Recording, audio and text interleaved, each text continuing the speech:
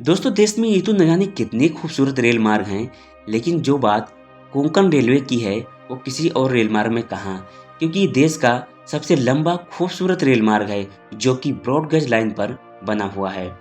741 kilometre में फैला Konkan rail route Maharashtra के रोहा से शुरू होकर कर्नाटका के ठोकुर तक फैला हुआ है।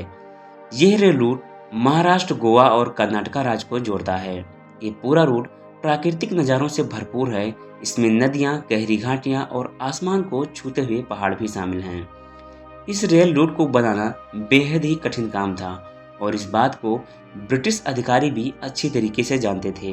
इसीलिए उन्होंने इस रूट का सर्वे तो करवाया था, लेकिन बनाने का काम नहीं शुरू किया था, क्योंकि इसमें पैसों के अलावा मैन पावर और यहाँ का मौसम सब कुछ बहुत ही चुनौतीपूर्ण था।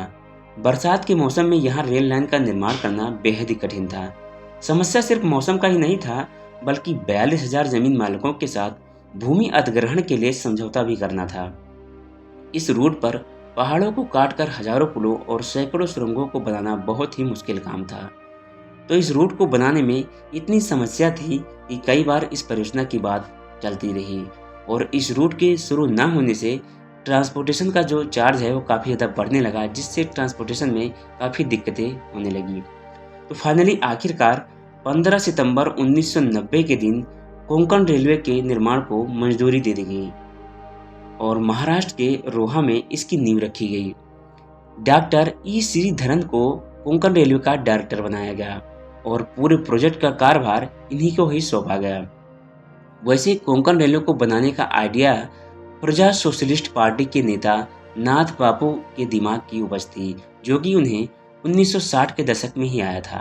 डॉक्टर ई श्रीधरन ने इस काम को पूरा करने के लिए इस पूरे रूट को 7 हिस्सों में बांट दिया और भूमि अधिग्रहण का काम सबसे पहले शुरू किया गया।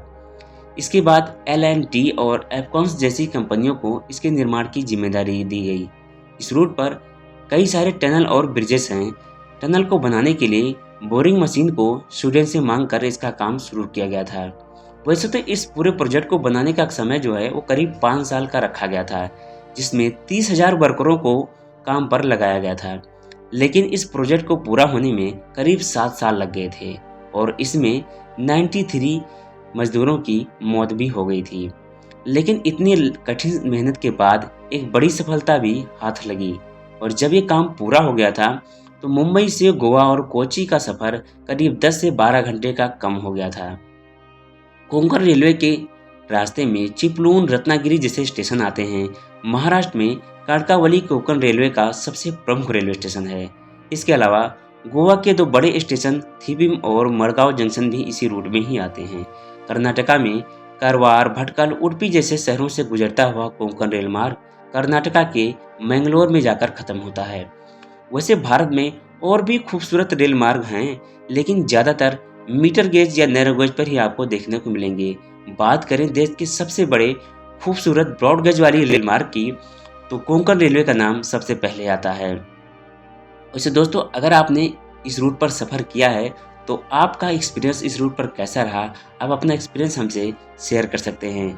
और अगर आपने इस रूट पर सफ़र नहीं किया है तो प्लीज़ इस रूट को एक्सप्लोर कीजिए, क्योंकि बहुत ही खूबसूरत मार्ग है इंडियन रेलवे का।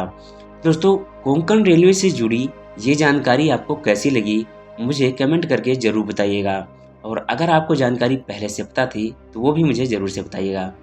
उम्मीद करता हूँ ये वीडियो आपको ज़रूर से पसंद आया होगा। अगर ये वीडियो आपको पसंद आया है तो वीडियो को लाइक और चैनल को सब्सक्राइब जरूर से कर ले, रेलवे से जुड़ी ऐसे ही इंफॉर्मेटिव वीडियो पाने के लिए। तो दोस्तों, मिलते हैं फिर किसी नए वीडियो में नई जानकारी के साथ। तब तक के लिए जय Hind and God bless you all.